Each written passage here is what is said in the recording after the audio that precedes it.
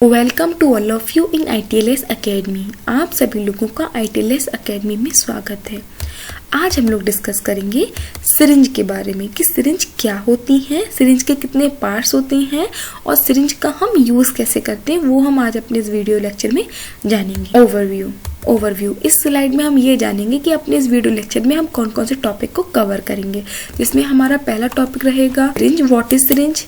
Next topic होगा हमारा parts of syringe. Next होगा types of syringe, then sterilisation of syringe, then injection techniques. Topics हैं जिसे हम आज अपने इस वीडियो लेक्चर में कवर करेंगे। पहला है हमारा व्हाट इज सिरिंज, की सिरिंज क्या होती है। Syringe is a medical device that is used to inject fluid into or withdraw fluid from the body is known as syringe। Syringe क्या होती है? सिरिंज एक इस टाइप की मेडिकल डिवाइस होती है जिनका हम यूज़ करते हैं किसी फ्लूइड को बॉडी के अंदर इंजेक्ट करने के लिए, या फिर बॉडी के अंदर या फिर किसी बोतल से जो फ्लूइड है या मेडिसिन है उसे विड्रॉ करने के लिए हम किसका यूज़ करते हैं? सिरिंज का।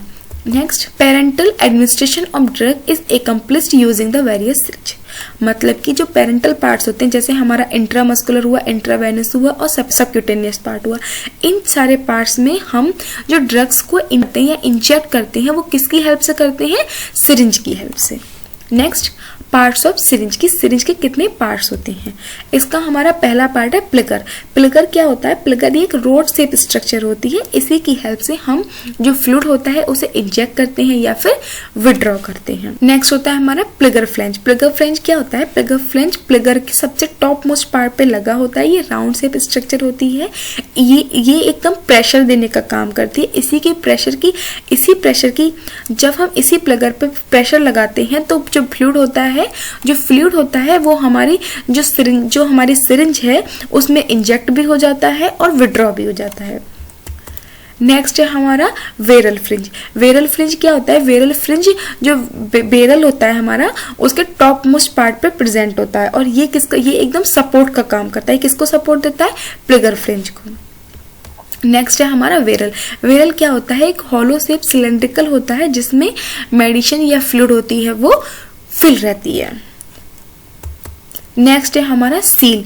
ये जो सील होती है वो जो हमारा प्लगर होता है उसके टॉप मोस्ट पार्ट पे प्रेजेंट होती है। ये लीकेज से बचाती है। नेक्स्ट है हमारा ल्यूकर लॉक। ल्यूकर लॉक ये सबसे टॉप मोस्ट पार्ट पे प्रेजेंट होता है। यहाँ पे हम अपनी जो निडल होती है उसे अटैच करते हैं सिरिंज से। ये टाइप पार्ट्स होते हैं सिरिंज के। इन्हीं 6 पार्टों से मिलके हमारी एक सिरिंज बनी होती है। नेक्स्ट है हमारा टाइप्स ऑफ सिरिंज की। सिरिंज कितने टाइप्स की होती है? सिरिंज को 2 पार्ट्स में क्लासिफाई किया जाता है। पहला हमारी होती है इंसुलिन सिरिंज, दूसरी हमारी होती है ट्यूबरक्लोसिन सिरिंज। इंसुलिन सिरिंज क्या होती है? जब हमें अपनी बॉडी के अंदर इंसुलिन को इंजेक्ट करना होता है तो उस टाइम जिस सिरिंज का हम यूज करते हैं वो सिरिंज हमारी इंसुलिन सिरिंज कहलाती है। और इंसुलिन सिरिंज की जो कैपेसिटी होती है वो होती है 0.3 ml से लेके 1 ml तक की, और इसे हम अपनी बॉडी के अंदर खुद भी या सेल्फ भी इंजेक्ट कर सकते हैं। इसका जो यूज किया जाता है मोस्टली सबक्यूटेनियस पार्ट्स पे हम इसका यूज करते हैं। नेक्स्ट है हमारा ट्यूबरकुलिन फ्रिंज। ट्यूबरकुलिन फ्रिंज क्या होती हैं? जब हमें अपनी बॉडी के अंदर ट्यूबरकुलिन फ्रिंज। नेक्स्ट है हमारी ट्यूबरकुलिन फ्रिंज। ट्यूबरकुलिन फ्रिंज क्या होती हैं? इनका हम यूज करते हैं जब हमें अपनी स्किन यानी कि इंट्राडर्मस पार्ट में फ्लूइड को या मेडिसिन को इंजेक्ट करना होता है, तो उस टाइम हम इन सिरिंज का यूज करते हैं। इन सिरिंज की कैपेसिटी होती है 1 ml। नेक्स्ट है हमारी ट्यूबरकुलिन सिरिंज। ट्यूबरकुलिन सिरिंज क्या होती है? जब हमें अपने स्किन या फिर ट्यूबरकुलिन फ्रिंज क्या होती है? ट्यूबरकुलिन फ्रिंज वो सिरिंज होती है जब हमें अपने स्किन या फिर इंट्राडर्मल पार्ट में मेडिसिन को इंजेक्ट करना होता है, तो हम इस टाइप की सिरिंज का यूज करते हैं। और इन सिरिंज की कैपेसिटी होती है। ये क्लासिफिकेशन था सिरिंज के यूज करने पे कि हम कैसे सिरिंज को यूज करते हैं और कहाँ यूज करते हैं। क्लासिफिकेशन है हमारा वॉल्यूम के बेस्ड पे कि कितने टाइप के वॉल्यूम की सिरिंज मार्केट में अवेलेबल है। सबसे फर्स्ट हमारा जो इंजेक्शन होता है वो होता है 50 ml का। इस इंजेक्शन का हम यूज करते हैं कंट्रोल वे में। जब हमें अपने बॉडी के अंदर कंट्रोल वे में मेडिसिन को इंजेक्ट करना हो तो अब हम इस सिरिंज का यूज करते हैं। जब हमें अपने बॉडी के अंदर कंट्रोल वे में मेडिसिन को इंजेक्ट करना हो तब हम इस सिरिंज का यूज करते हैं। और इस सिरिंज को हम डायरेक्ट यूज नहीं करते हैं, इसे हम सबसे पहले कैन्यूला से अटैच करते हैं, देन इसका यूज करते हैं। और इसका यूज किया जाता है वेन्स में, इंट्रावेन्स पर, जो हमारे हाथों में वेन्स होती हैं वहां पे हम इसका यूज करते हैं। नेक्स्ट होती है 20 ml की सिरिंज। ये सिरिंज क्या होती है? ये इन सिरिंज का भी यूज हम डायरेक्ट नहीं करते हैं, इसे भी हम कैन्यूला से अटैच करते हैं, तब फिर अपनी मेडिसिन नेक्स्ट है पहला क्लासिफिकेशन। फर्स्ट 50 ml की सिरिंज। 50 ml की सिरिंज क्या होती है? 50 ml की सिरिंज वो होती है जिसे हम कंट्रोल वे में यूज करते हैं, या फिर जब हमें अपनी बॉडी के अंदर कंट्रोल वे में मेडिसिन को इंजेक्ट करना होता है तब हम इन सिरिंज का यूज करते हैं। और ये जो सिरिंज होती है, जो 50 ml की सिरिंज होती है, हम इसे डायरेक्ट ऐसे ही, जो 50 ml की सिरिंज होती है हम इसे डायरेक्ट ऐसे ही बॉडी में इंजेक्ट नहीं करते हैं, हम इसे पहले कैन्यूला से अटैच करते हैं, फिर जो हमारी वेन्स होती हैं उसके थ्रू हम अपनी मेडिसिन को बॉडी के अंदर इंजेक्ट करते हैं। नेक्स्ट है हमारी 20 ml की सिरिंज। 20 ml की सिरिंज क्या होती है? 20 ml की सिरिंज वो सिरिंज होती है जब हमें अपनी वेन्स में मेडिसिन को इंजेक्ट करना होता है तब हम इन 20 ml की सिरिंज का यूज करते हैं। और ये जो सिरिंज होती है इसे हम डायरेक्ट अपनी वेन्स में नहीं लगाते हैं, इन वेन्स को सबसे पहले हम कैन्यूला से अटैच करते हैं, फिर उससे इंजेक्शंस के थ्रू मेडिसिन को इंजेक्ट करते हैं अपनी बॉडी के अंदर। नेक्स्ट होती है हमारी होती है 10 ml की सिरिंज। 10 ml की सिरिंज को भी हम पहले कैन्यूला से अटैच करते हैं, फिर कैन्यूला से अटैच करने के बाद फिर हम अपने वेन्स में इसको लगाते हैं, वेन्स में लगाते हैं। उसके बाद ही जो 10 ml की सिरिंज होती है इनका भी यूज हम डायरेक्ट नहीं करते हैं, इन्हें पहले कैन्यूला से अटैच करते हैं, और इनका भी यूज हम वेन्स में मेडिसिन, जब हमें वेन्स में मेडिसिन देनी होती है तब हम इसका यूज करते हैं। इसे हम इंट्रामस्कुलर पार्ट में यूज नहीं कर सकते हैं, इसका यूज हम इंट्रावेनस पार्ट में ही करते हैं। नेक्स्ट होती है हमारी 5 ml की सिरिंज। जो 5 ml की सिरिंज होती है उसको हम इंट्रावेनस में भी यूज कर सकते हैं, इंट्रामस्कुलर पार्ट में भी यूज कर सकते हैं। नेक्स्ट है हमारी 2 ml की सिरिंज। 2 ml की सिरिंज क्या होती है? इसे जब हमें लो डोज देनी होती है मेडिसिन की लो डोज देने के लिए हम इस सिरिंज का यूज कर सकते हैं। इस सिरिंज को हम इंट्रावेनस पार्ट में भी और इंट्रामस्कुलर दोनों पार्ट में ही यूज करते हैं। ये कुछ टाइप्स के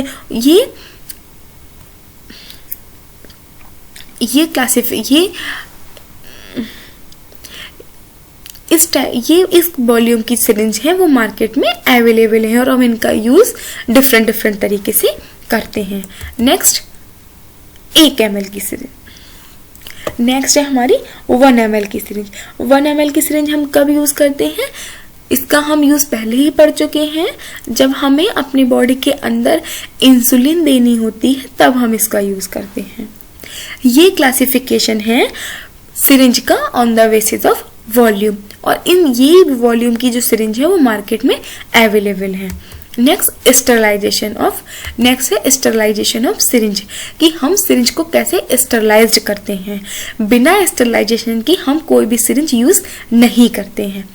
each injection must be made with the sterilised syringe, मतलब कोई भी जब भी हम चाहे अपनी बॉडी के अंदर जब भी हम अपनी बॉडी के अंदर फ्लूइड को इंजेक्ट करते हैं या मेडिसिन को इंजेक्ट करते हैं तो हम वहां पे स्टरलाइज सिरिंज का ही यूज करते हैं।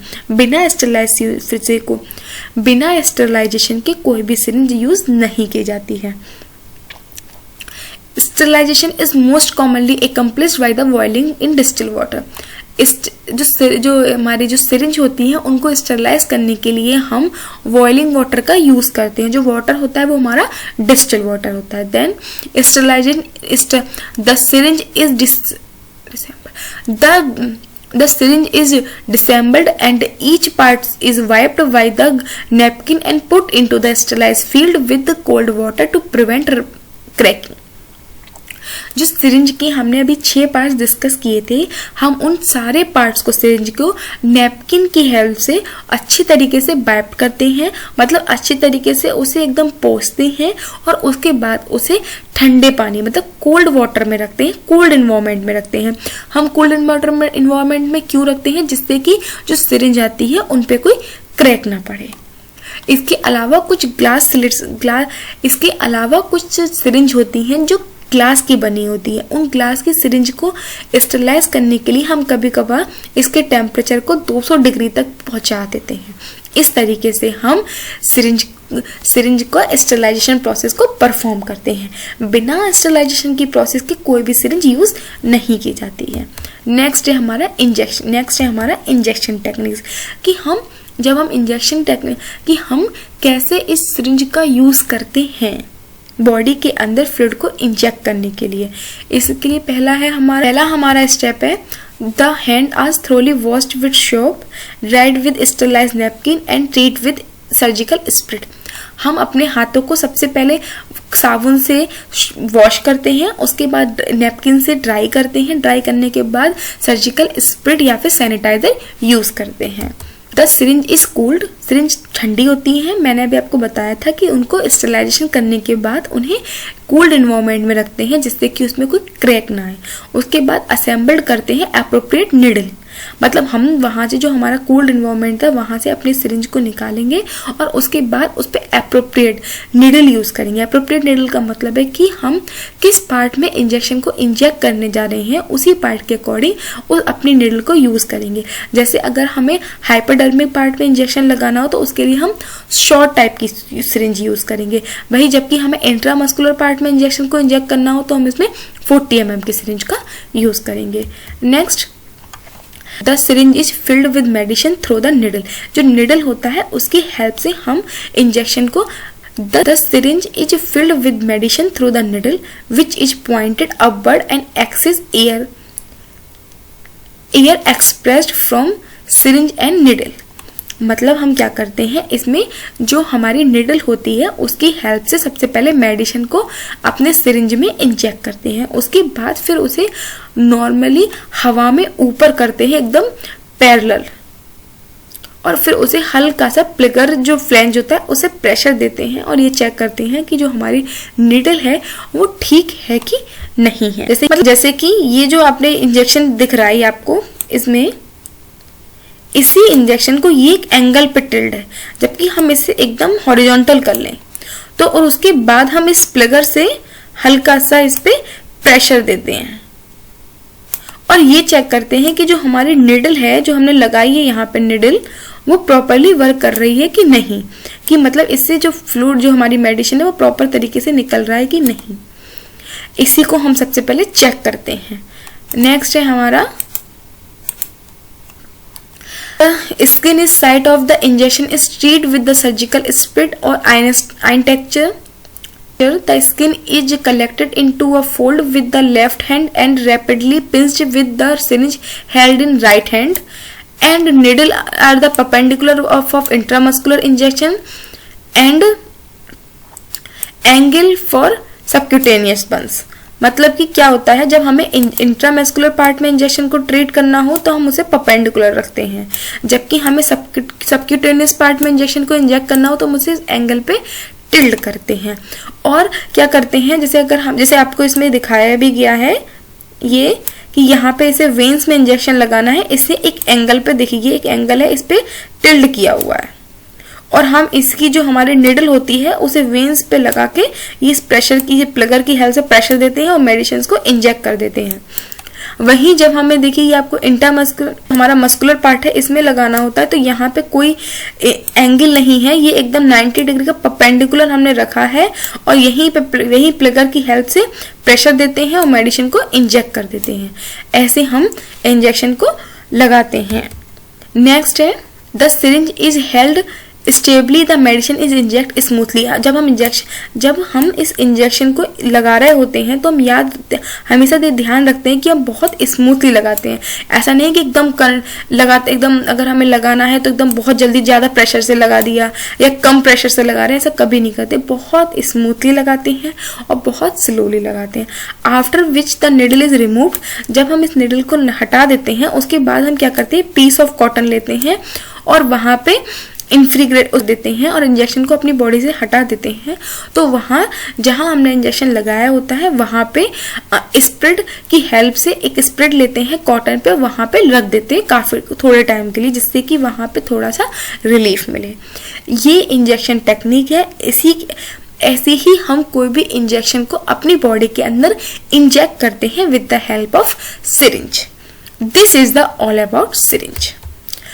Please follow ITLS Academy on Instagram, Facebook, Twitter, WhatsApp, YouTube and LinkedIn, and also get it on Google Play Store. Thank you so much for watching my video. Please like, share and subscribe ITLS Academy.